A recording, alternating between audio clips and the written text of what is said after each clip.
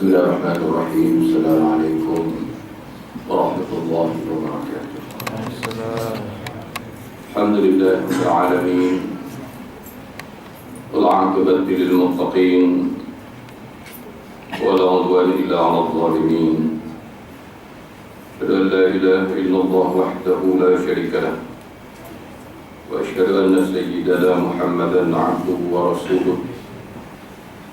Allahumma salli wa sallim ala sayyidina wa maulana Muhammad wa ala alihi wa ashabihi wa man da'a bi da'watihi ila yaumiddin, amma ba'd. Hormati Tuan Imam Ali Jatawasa, muslimin muslimat yang dirahmati sekalian. Alhamdulillah, syukur kita kepada Allah Subhanahu wa taala dengan kesempatan yang terhad ini kita bersama dalam majlis ilmu. Mudah-mudahan Allah kurniakan rahmat, keampunan dan keredaan Allah Subhanahu wa taala. Muslimin muslimat yang dirahmati sekalian, kita masih berbicara tentang maqasidus syariah, tujuan Allah Subhanahu wa taala menetapkan syariatnya kepada kita manusia. Kalau sekiranya Allah Subhanahu wa taala mencipta langit dan bumi, ada peraturannya,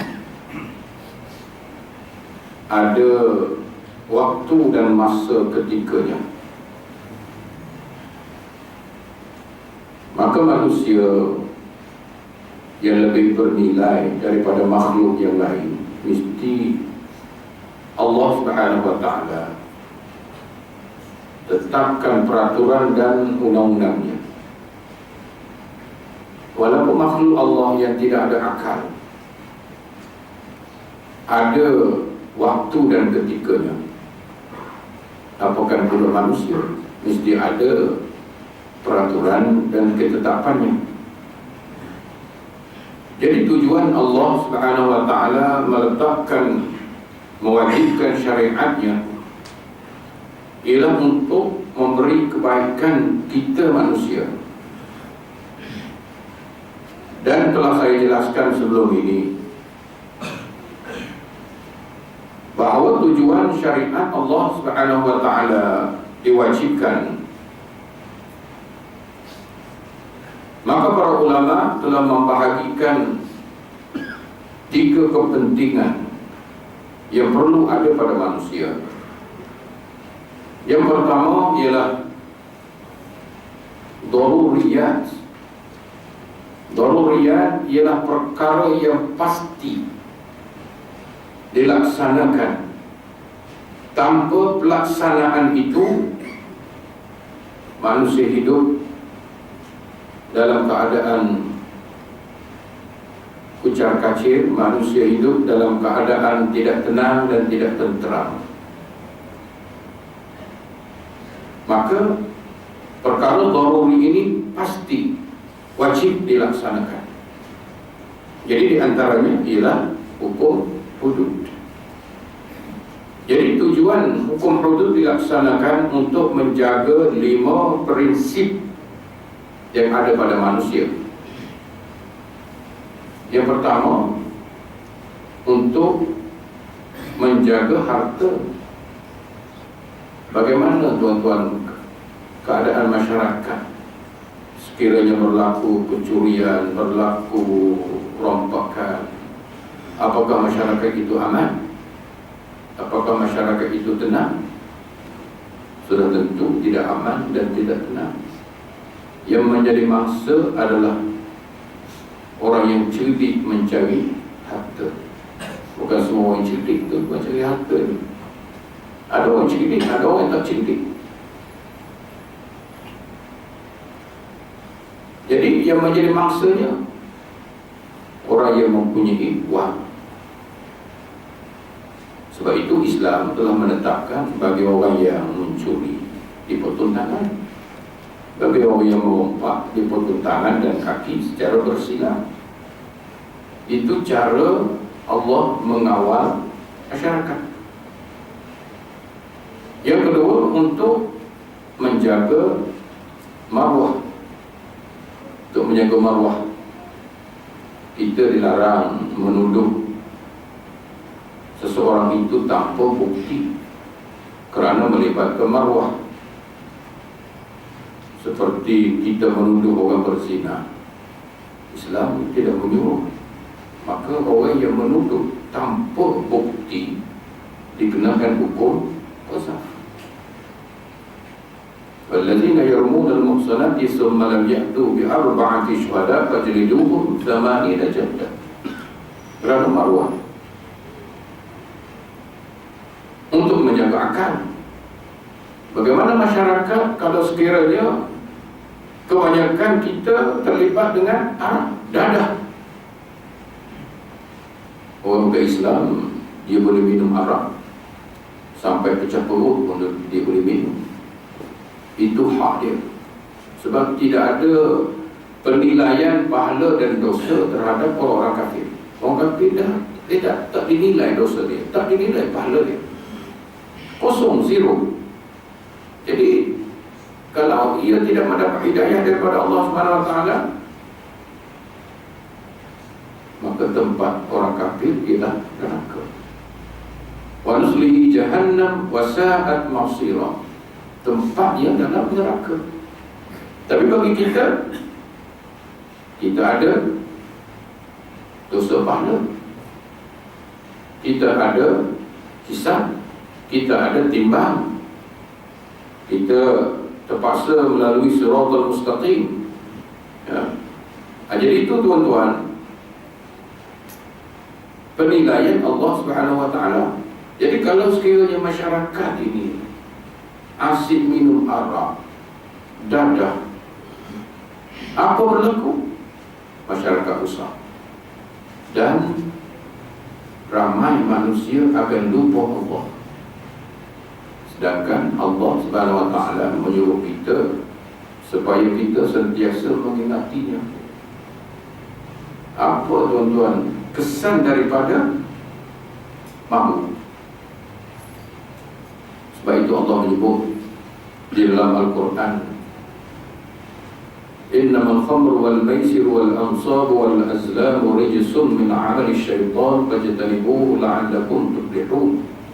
Innama yuridu syaitan an yuqi'a bainakumul adawata wal baghdha'a bil khamri wal maisir wa yasuddakum an dzikrillah.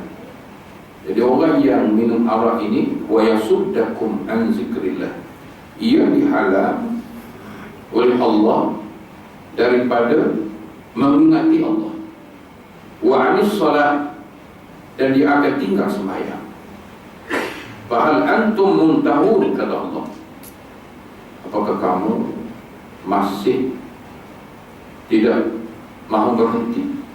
Kalau berhenti, mungkin ada orang minum arak, ada kaki judi, berhenti, bertaubat kepada Allah Subhanahu Wa Taala. Kemudian tuan-tuan, untuk menjaga agama. Jadi kalau kita biarkan ajaran sesat ni tuan-tuan, macam-macam ajaran sesat ni, timbul pula ajaran baru, ajaran sesat. Millatu Ibrahim namanya, hebat namanya. Millah, ada dalam Quran Millatu Ibrahim, pengikut setia Nabi Allah Ibrahim. Kita kata apa ikut Nabi Muhammad, kita ikut yang tua lah. Ini tuan-tuan, jadi boleh mempengaruhi manusia. Manusia bagaimana? Manusia yang jiwa dia kosong, jiwa dia kosong. Macam tuan-tuan ni, memanglah kita terpengaruh, tidak terpengaruh daripada ajaran itu. Jadi ini tuan-tuan ramai. Tapi kalau mengikut laporan akhbar, pengikutnya di Malaysia ini sudah mencecah 5,000 orang.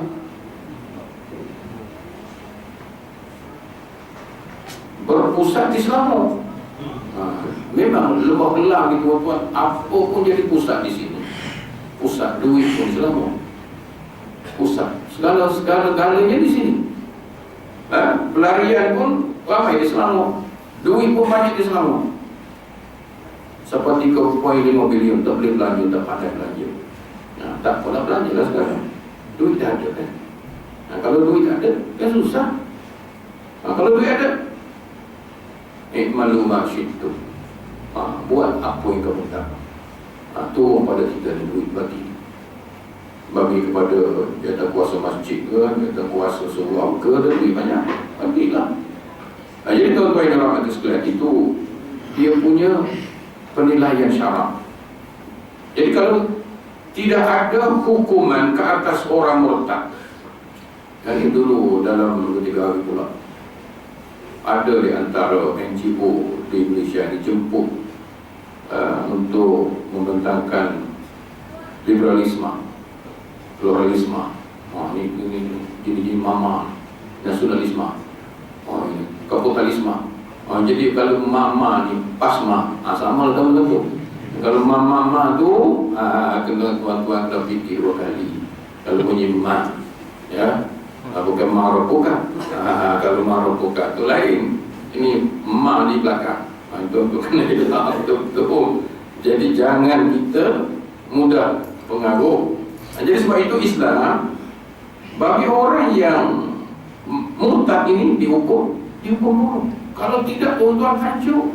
Masyarakat hancur. Kalau tidak ada hukuman ke atas orang murtad. Tetapi kita di Malaysia ini memang tidak ada hukuman ke atas orang yang sudah kafir. Jadi orang yang sudah keluar daripada Islam tidak ada peruntukan undang-undang ke atas mereka sebab dia kafir. Sebab itu orang yang berdua-duaan ada kata, saya dah bukan Islam, dia kata. Jadi kalau bukan Islam, dia anggap dia bebas daripada hukuman. Itu manusia punya peraturan. Tetapi Allah SWT membaddala dinahu faqtuluh. Sesiapa yang keluar daripada Islam, bunuh. Sebagaimana yang berlaku pada masa Khalifah Abu Bakar As-Siddiq radhiyallahu anhu, puluhan ribu pada masa Sayyidina Abu Bakar As-Siddiq orang murtad kerana enggan bayar zakat. Enggan bayar zakat, mengatakan bahawa zakat sudah tidak wajib dikeluarkan selepas daripada wafatan Rasulullah SAW. Maka Abu Bakar terpaksa mengisytiharkan perang. Puluhan ribu, tuan-tuan, bukan sikit-sikit, puluhan ribu pasal perang dengan golongan murtadin. Berapa ribu sahabat Nabi syahid kerana lawan orang murtad.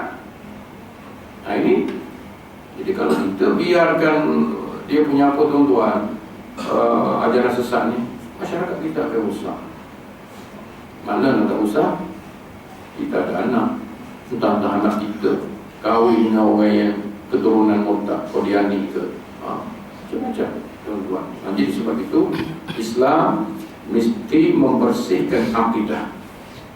Sebab itu kena ada hukuman. Jadi kemudian yang kita bincang ini ialah untuk menjaga keturunan. Kita dilarang berzina. Ini yang kita nak bincang ni. Ya, dilarang berzina. Az-zaniyatu waz-zani fajlidu kulla wahidin minhuma mi'ata jaldatin wa la ta'khudhukum bihima ra'fatun fi dinillah in kuntum tu'minuna billahi wal yawmil akhir wa liyashhad 'adzabahuma ta'ifatun minal mu'minin. Allah SWT menyebut az-zaniyatu, perempuan yang berzina. Az-zaniyatu waz-zani, laki-laki yang berzina. Fajlidu kulla wahidin minhuma mi'ata jaldah, wajib dikenakan hukum sebat sebanyak 100 kali sebatan. Wala ta'khuzkum bihima, kata Allah, jangan kamu menaruh perasaan belas kasihan. Allah beritahu. Ini kita macam Haji Bakir, Haji Bakir tak boleh kesian, tuan-tuan. Itu hak. Kita terpaksa beban beberapa orang untuk menjaga ramai orang. Biarlah mati dalam 10 orang, 20 orang, tapi kita jaga 1 juta orang, 2 juta orang. Ini kita sayang orang jahat. Kita sayang orang jahat. Ada ustaz di cakap saya tadi, ustaz, cuba ustaz pergi di Bukit Tinggi, ustaz. Apa dia? Banyak pak-pak dia. Banyak tempat urut kaki. Urut kaki itu laki-laki ke perempuan. Ada kata perempuan. Laki-laki siapa lagi urut kaki, lagi pegang, lagi sakit, lagi pegang, lagi sakit. Itu apa? Orang perempuan dia pegang, sakit, masa tak sakit. Tengok apa jadi? Ini masalah. Sebab itu kata Allah, wala ta'khuzkum bihima. Jangan kamu menaruh perasaan belas kasihan. In kuntum tu'minuna billahi wal yawmil akhir, kata Allah. Kalau sebenarnya kamu beriman dengan aku, beriman dengan hari akhirat, kamu pastikan. Kita mesti niat, nawaitu, mesti di AP maka lah, tak ada DP masuk akad dah. Orang Melayu pun mentang juga, itu dia tak jawab di hadapan Allah Subhanahu Wa Taala. Tapi kita pasti kena ada nawaitu, niat. Dan itu adalah ketetapan Allah Subhanahu Wa Taala.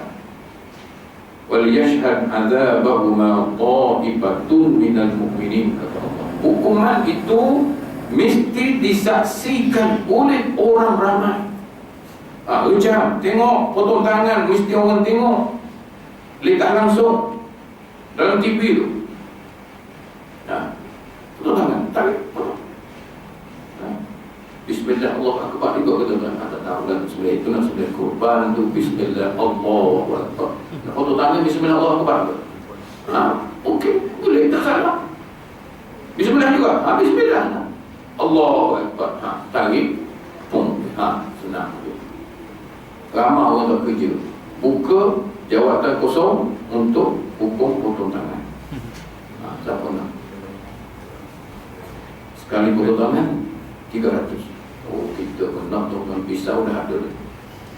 Masa bulan Zulhijjah kita korban lembu. Masa bulan-bulan lain kita korban tangan. Mesti ada tuan-tuan. Orang muda ni semangat lah. Muda orang tua tak boleh. Muda pensan. Tengok tak pensan. Orang muda memang dia semangat, tuan-tuan. Tak, dia semangat. Jadi kita nak bincang masalah zina ini. Masalah zina. Jadi mesti ada syarat-syarat yang telah ditetapkan oleh syarak. Jadi kita masuk tajuk kita, perselisihan ulama dalam beberapa syarat persaksian zina. Kat situ kan. Kat situ dah lama kita ni tinggal ni tuan-tuan ni. Cuti, kemudian ada kekangan. Baik tuan-tuan. Perkara yang disaksikan sama. Ini jadi kita nak tuduh orang mesti cukup 4 saksi. Itu wajib. Jangan 1 saksi, tak boleh. 2 saksi, tak boleh. Walaupun kita tengok. Kena cari 4 saksi. Kalau kita tengok seorang, kita diam je lah. Kita tidak boleh tuduh kerana tidak cukup 4 saksi. Habis Ustaz, saya tengok. Tengok tu rezeki awak. Tapi tak boleh datang oleh mahkamah. Tengok seorang, tengok je, ambil gambar. Gambar sempat pula tu, masuk dari YouTube pula. Itu pun berdosa. Kita dadak aib orang, tak boleh tutup. Kita masuk pula. Ini berita sensasi. Kita hantar orang seorang ni. Tak ada lagi ke lepas tu? Tanya pula. Tak ada lagi. Itu hiburan. Nak hibur. Itu tuan-tuan. Jangan. Kita kalau boleh, kita tengok, kita diam saja. Kalau seorang, diam. Kita diam saja. Jangan kita hibur-hibur. Tapi kita sekarang ni, seorang tu lah duduk arak sana, arak sini. Mana ada 4. Yang kawan itu mengaku. Yang kawan ini tak mengaku. Yang tak mengaku masuk penjara. Betul ke? Islam pun macam itu. Hakim besok tuan-tuan saya tak tahu dalam cerita ditanggung dosa amat besar. Besar dosa dia. Besar dosa dia. Dia penjara orang yang tak salah besok, segala amalan dia, segala kebaikan dia Allah akan ambil, diberi kepada orang yang dia zalimi. Jangan memang tuan-tuan. Jadi kita tak mahu amalan yang kita buat susah-susah di akhirat nanti Allah lampas diberi kepada orang yang kita zalimi. Wala'iyyazubillah. Kita minta pelindung kepada Allah SWT. Baik tuan-tuan, menurut imam-imam yang empat, jamhurul ulama, disyaratkan persaksian empat orang saksi itu sama pada perkara yang disaksikan. Empat orang itu mesti tengok, serentak.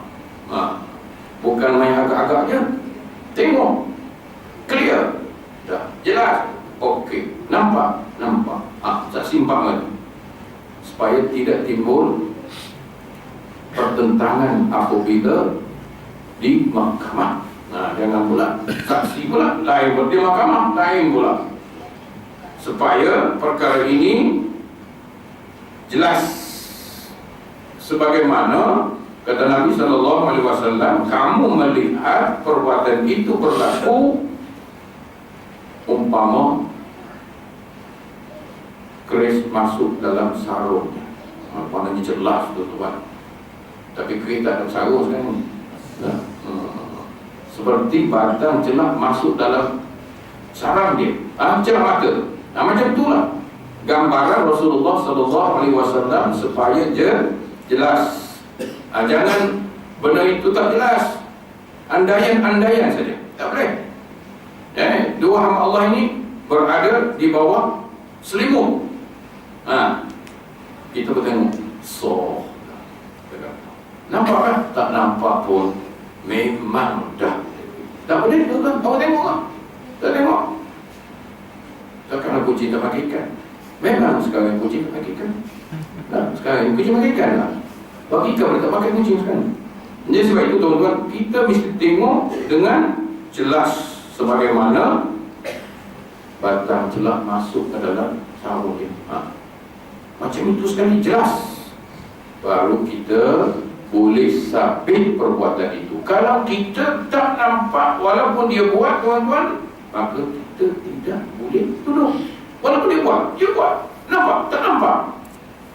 Dan buat kain selimut, dia guling-guling macam pilihan ustaz. Macam pilihan ustaz. Tu pagarhi. Ada orang dia nyanyi lagu ni, saya tak. Saya Urdu, saya satu pun tak tahu. Salam tahulah, namaste. Itu tahu, satu tu je tahu. Yang lain saya tak tahu lah. Jadi tuan-tuan, kena tengok, itu Islam. Bukan kita tuduh sembrono, tak boleh. Lihat, kerana melibatkan nyawa orang yang kena tuduh. Bukan setakat melibatkan nyawa orang yang kena tuduh, melibatkan nyawa orang yang menuduh. Jadi sebab itu kalau kita seorang, diam lebih baik. Sebab itu dia kata, saksi itu sama pada perkara yang disaksikan. Empat orang saksi adalah bersepakat ke atas perbuatan yang satu. Empat saksi mesti bersatu dalam perbuatan yang satu. Masa dia, waktu dia, perbuatan dia, mesti empat saksi ini sama.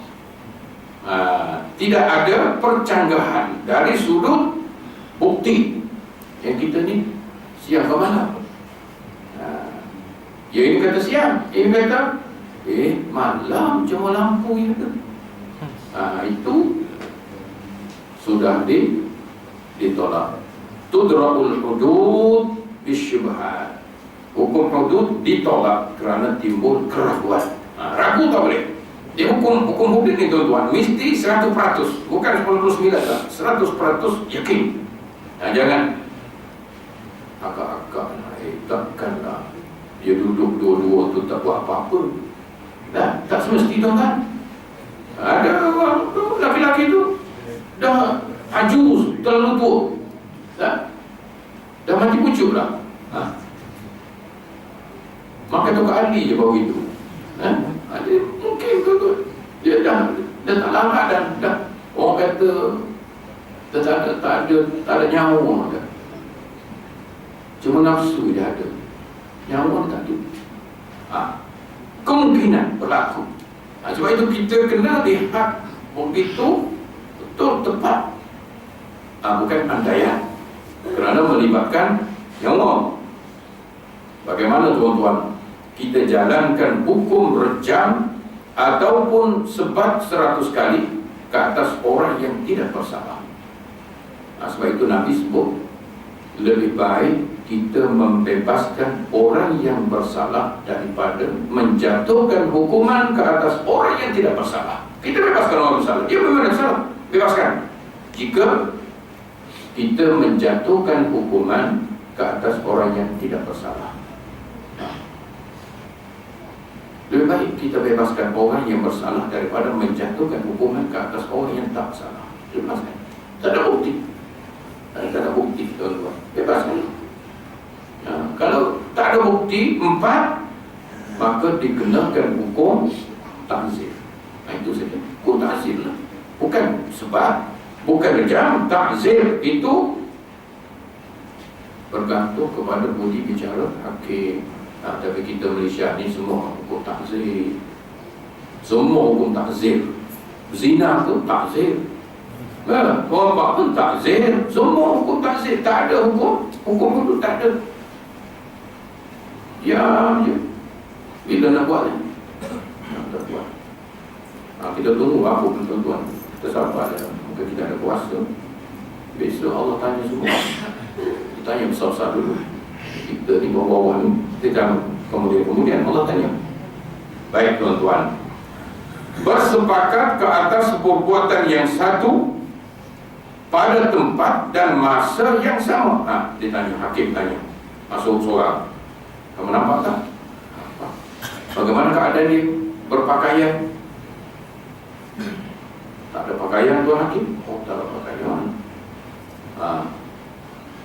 Bila ditanya pula, bukan setakat itu dia tanya, banyak soalan. Hakim kan dia ada pengalaman. Kita tengok pendakwa raya tuan-tuan, dia tanya soalan tu pusing-pusing. Habis dia pusing. Takut. Kita pun masuk mahkamah, tengok kandang masalah pun orang menggeletar. Bukan itu tuan-tuan, kita kena saman. Kita kena saman. Dia panggil mahkamah. Kita masuk kandang masalah. Mana tuan? Mengaku salah? Mengaku salah kita ni. Itu semua mengaku salah. Saya pun kena sekali. Tengok orang mengaku salah, saya pun mengaku salah juga. Bayar RM300. Tu je tuan-tuan. Itu je. Salah parking je. Itu je. Bukan suruh kita orang. Tapi tengok orang dah mengaku salah parking, kita pun mengaku salah juga. Sedia beri. Itu masalah kenderaan. Itu yang tuan. Kenderaan pun silap. Kenderaan apa? Kereta kita orang pinjam, dia kena sama, dia tak ada lesen. Jadi kita, apakah kita masalah? Oh enggak. Dia bawa kereta kita pinjam. Kita mana nak tanya dia, awak ada lesen? Tak ada lesen. Rupanya tak ada lesen. Dia sampai kita. Itu patut dia lah kena kita. Itu tuan-tuan. Pada tempat dan masa yang sama sebagaimana pendapat Imam Hanafi. Sama, waktunya sama, saksinya dalam satu masa. Jadi supaya perkara ini tidak berlaku kezaliman ke atas orang yang kena tuduh. Supaya tidak berlaku kezaliman ke atas orang yang kena tuduh. Para ulama berselisih pendapat tentang persaksian yang tidak diterima. Cuma dia membincangkan masalah saksi yang tidak diterima. Kalau dua orang menyaksikan bahawa ia berzina di tempat sekian, sedangkan saksi yang lain melihat ia berzina di tempat lain, orang sama, Orang sama. Dia kata, saya tengok si Fulan ni duduk zina dengan dua orang. Dekat mana? Tu kakak tu pintu tu. Akhirnya kan, saya tengok kat sana, kat jalan raya kan. Yang kawan ni, mana ada tuan-tuan jalan raya orang ramai. Tak ada berlaku. Contohnya, dia lihat orang yang melakukan perbuatan zina itu di tempat yang berlainan, tetapi cukup 4 saksi. Orang inilah. Tapi tempat yang berlainan. Jadi bagaimana penyelesaian yang dikemukakan oleh para ulama? Kalau tengok 4 orang pada tempat yang sama itu tidak ada khilaf. Kalau sekiranya betul-betul perbuatan itu berlaku, jangan dalam bilik tuan-tuan, dalam bilik. Kita pengintai, dia hilang ketawa, lagi. Kata lagi pun, janganlah bang macam ini. Kenapa pula tak boleh? Sekali-sekali boleh lah. Pelan-pelan sikit lah. Betul. Jadi kita pun dengar, ya dah. Kita kata ya dah. Soh kita. Tengok tak tengok. Tapi kita buat andaian. Dari seluruh hukum tak boleh. Jadi kita boleh sabit di atas tuduhan berdua-duaan. Di mahkamah berdua-duaan, tetapi bukan boleh menuduh dalam kes zina. Sebab kita tak nampak. Kita tak nampak. Walaupun ibu zina, kita tak nampak. Tak boleh tuduh. Sebab andaian lain boleh berlaku. Boleh andaian. Jangan kita buat andaian sendiri tuan-tuan, tak boleh. Dari mana boleh Ustaz? Takkan kalau dua-dua tu dia tak. Ada juga orang buat maksiat dia warang. Ada kemungkinan. Jadi kita mesti jelas perbuatan itu kita nampak dengan mata lendir kita sendiri. Baru boleh disabitkan perbuatan itu. Baik tuan-tuan, melihat dia berzina di tempat lain, atau 2 orang saksi melihat dia berzina pada hari sekian, sedangkan 2 orang saksi yang lain mengatakan ia berzina pada hari lain. Hari lain pula. Orang sama, tapi hari lain. Ma'rufin kan? Ma'rufin. Tapi tak adalah orang berzina di jalan tuan-tuan. Ada. Itu bukan manusia, itu hayawan. Maka berzina tidak dikenakan hukum had. Sebab berlainan tempat, berlainan, dan bukan hari yang sama, hari lain. Yang tengok dua orang, tidak serentak pada hari yang sama. Jadi orang yang melakukan perbuatan itu tidak dikenakan had.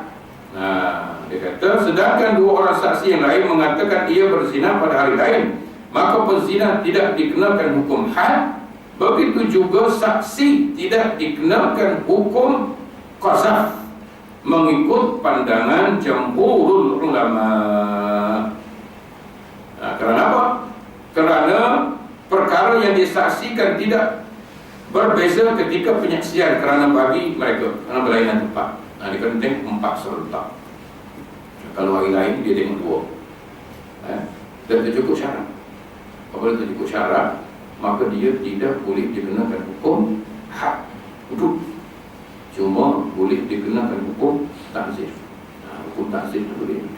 Kerana dia betul berdua-dua, tapi tidak boleh dikenakan hukum sebab 100 kali. Kerana tidak memenuhi 4 orang saksi pada satu masa yang sama. Pada satu masa yang sama. Jadi tuan-tuan, perkara ini bukan mudah-mudah, dia terlalu teliti. Nanti orang kata, kalau itu susah lah jatuh hukum zina atau ada zina. Memang susah, tapi susah pun tak nak. Dia nak senang pula. Sebab itulah Islam ni tuan-tuan mesti dibuat dibuktikan dengan jelas dan terang, bukan andaian-andaian. Itu boleh bukti. Macam mahkamah. Dia nak keyakinan itu mengatasi keraguan, walaupun mahkamah sipil. Kadang-kadang tuan-tuan dia bangkis. Ni custom dia rampas pokok seluruh 425,000. Kemudian pemilik pokok itu dakwa custom. Menang dia, kalah yang custom, kerana dia rampas tidak mengikut peraturan. Yang main tuan, bukan sembarangan. Itu undang-undang sipil. Kena hakim berani. Kalau hakim mengaku sami'na wa ata'na, itu hakimnya berani. Tapi tak naik pangkat lah. Tak naik pangkat itu je. Tapi tak naik pangkat pun tak apa. Kita betul dengan Allah SWT. Kalau kita salah dengan Allah, jadi kita akan menerima akibatnya di akhirat. Baik tuan-tuan,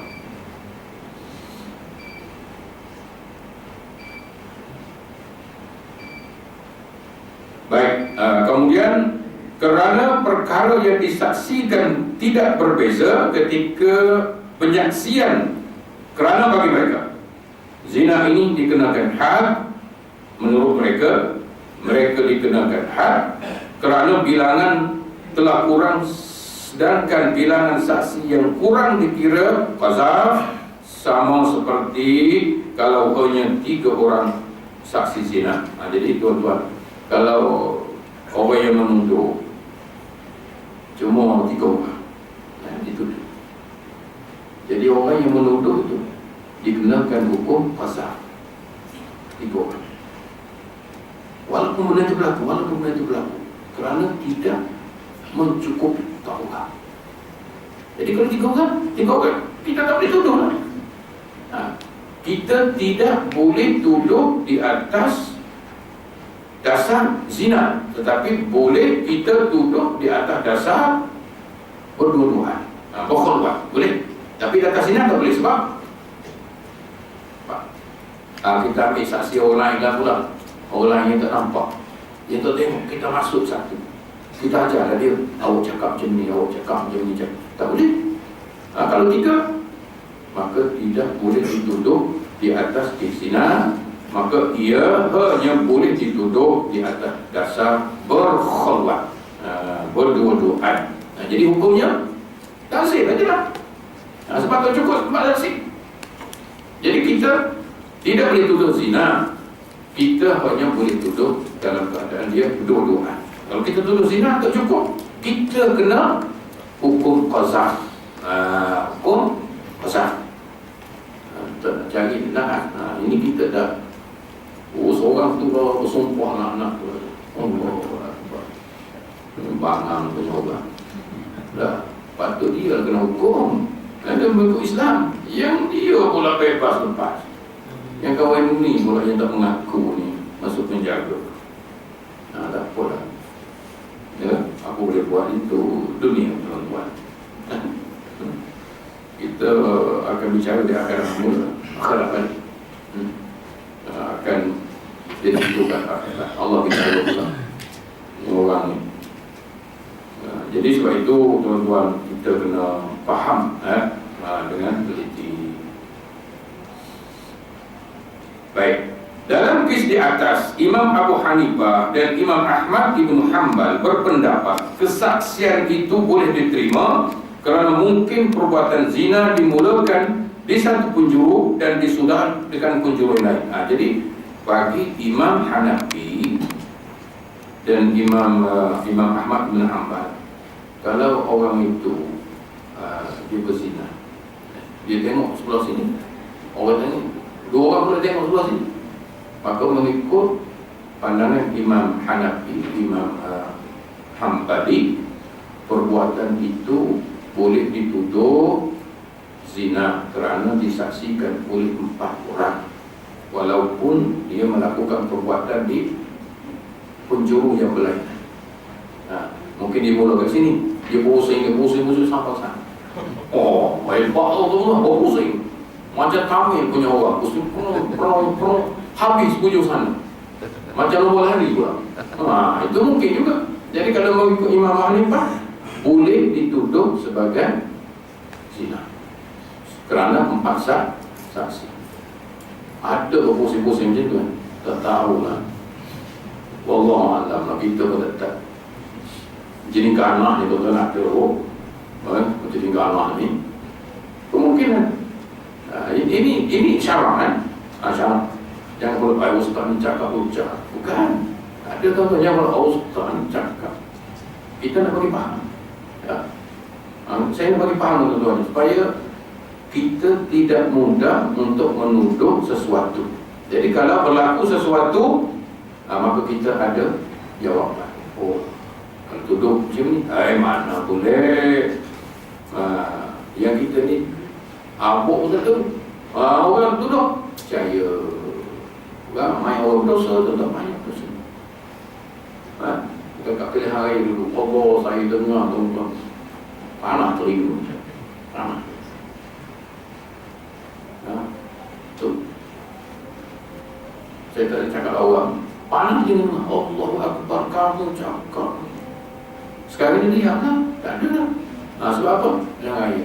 Kerana nak ambil sokong. Itu macam-macam. Dia tak tahu, dia menuduh orang berzina tanpa bukti. Pada hakikatnya mereka tuduh zina, dikenakan hukum had. Orang percaya pula tumpang dosa sekaki. Ya tuan-tuan, ini sebab apa? Jahil. Jahil. Kalau kita jahil, ingatkan senang saja. Dia benar ni tuan-tuan, dia melibatkan marwah, mesti teliti dan hati-hati. Jadi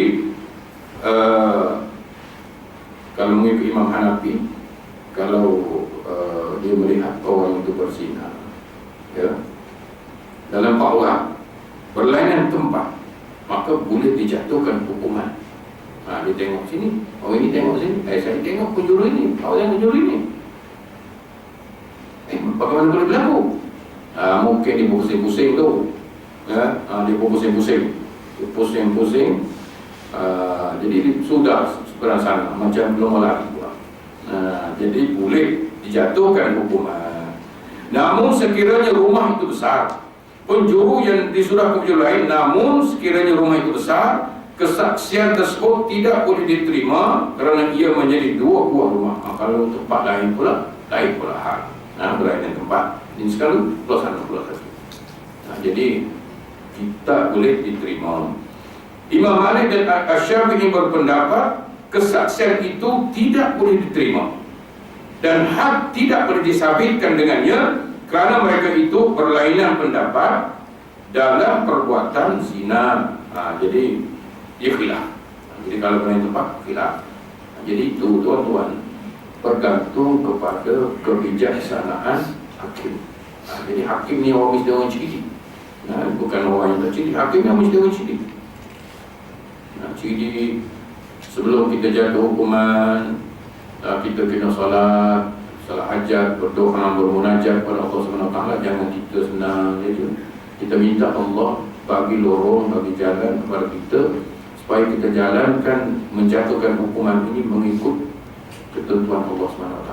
Kita kena solat paling rumah, semayang dulu, minta. Itu adalah perbuatan yang dilakukan oleh sahabat-sahabat Rasulullah SAW yang menjadi hakim. Semayang dulu. Kita tak semayang dulu, turun pada langit, turun pada Putrajaya. Itu yang kita buat hukuman. Jadi itu satu daripada kesalahan besar di sisi agama. Sebab itu Nabi sebut Al-Qudatu salah satu, qadhi dan hakim ini salah satu. Isnani finnar. Kalau 300, 200 neraka, kata Nabi. Wahid fil jannah, satu saja dia masuk syurga. Lalu sahabat bertanya, siapa yang masuk syurga itu? Ya Rasulullah. Yang masuk syurga itu, dia tahu kesalahan itu dan dia menjatuhkan hukuman mengikut apa yang dia tahu. Yang ini, dia menjatuhkan hukuman tidak sebagaimana yang telah ditetapkan oleh Allah SWT. ikut arahan. Jadi itu adalah tempatnya. Baik tuan-tuan.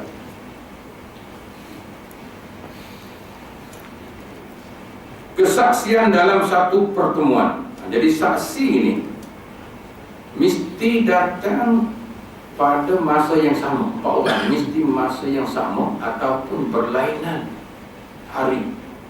Berlainan hari. Jadi itu khilaf. Mesti serentak, lepas satu, lepas satu. Tidak semesti.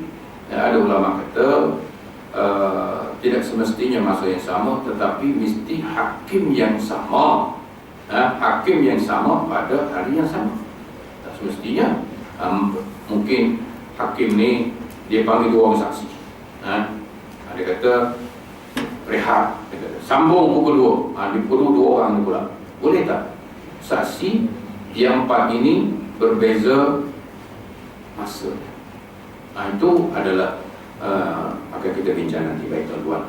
Imam Abu Hanifah berpendapat bahawa para saksi dimestikan bertemu dan memberi kesaksian mereka dalam satu pertemuan. Mesti satu, serentak, hari yang sama. Tidak boleh hari ini hakim ini, besok pula hakim lain pula. Tak boleh.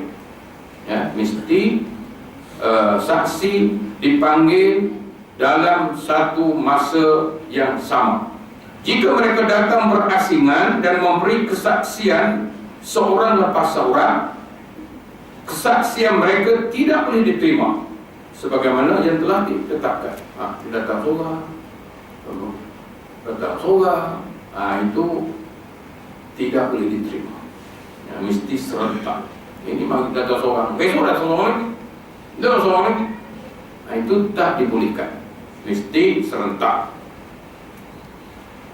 Imam Malik dan Imam Ahmad Ibn Hanbal berpendapat dimestikan berserentak pertemuan qadi sahaja. Artinya serentak ketika bertemu qadi, hakim serentak.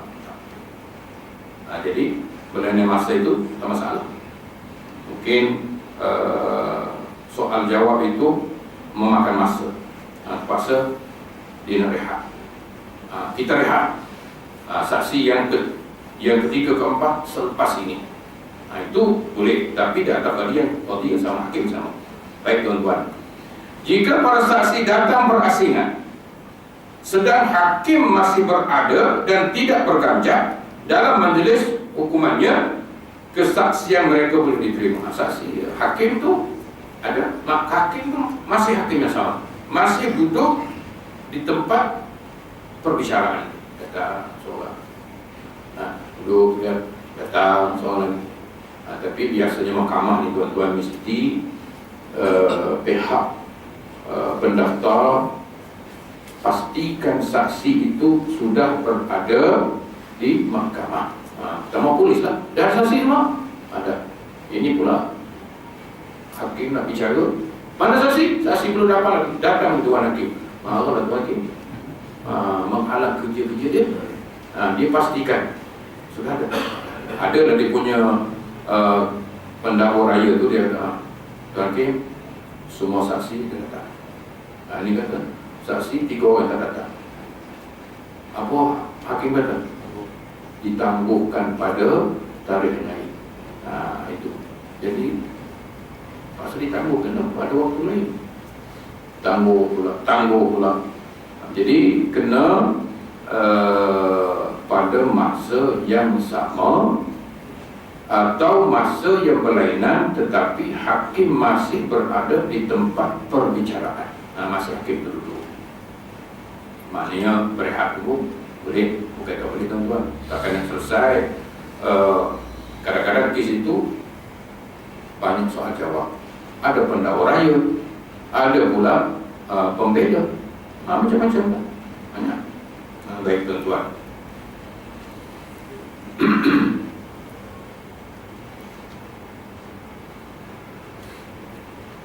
Kesaksian mereka boleh diterima sekiranya ada di antara mereka datang selepas hakim meninggalkan majlis mahkamah. Maka para saksi tersebut akan dianggap melakukan qazaf dan dihukum had. Kalau Dia datang separuh, dia datang separuh. Dia datang sebahagian, dia lagi tak datang. Jadi kalau berlaku seperti itu, maka orang yang menuduh dikenakan hukum qazaf. Tidak ada pertanggungjawaban. Dua orang yang datang, dua orang yang tak datang. Mana pergi Allah Ta'ala. Jadi orang yang tak datang dan orang yang datang itu dikenakan, dituduh hukum qazaf. Baik tuan-tuan, Imam Asy-Syafi'i berkata, perkara sedemikian tidak menjadi syarat sama ada kedatangannya ataupun pertemuannya